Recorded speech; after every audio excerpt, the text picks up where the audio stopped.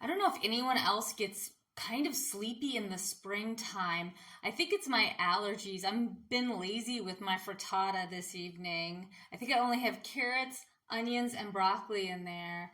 Normally, I have a little bit of every vegetable, but springtime, I mean, I'm yawning at like 6 o'clock. It's crazy. And I very rarely yawn. So, but I'm going to read a classic poem tonight. I think that's one of my favorite things to do because I love all of these poems and I just like sharing them, maybe helping people find one they hadn't heard before.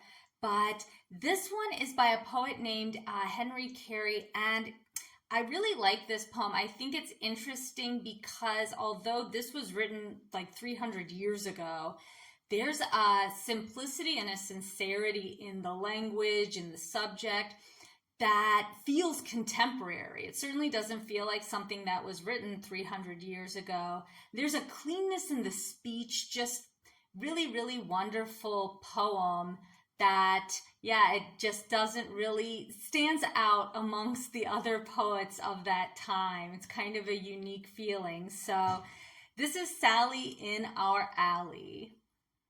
Of all the girls that are so smart, there's none like pretty Sally. She is the darling of my heart, and she lives in our alley.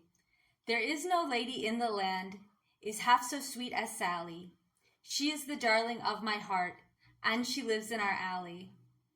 Her father he makes cabbage nets, and through the streets does cry 'em.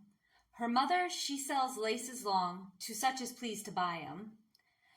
But sure such folks could never beget so sweet a girl as Sally. She is the darling of my heart, and she lives in our alley. When she is by, I leave my work. I love her so sincerely. My master comes like any Turk and bangs me most severely. But I let him bang me his belly full. I'll bear it all for Sally. She is the darling of my heart, and she lives in our alley.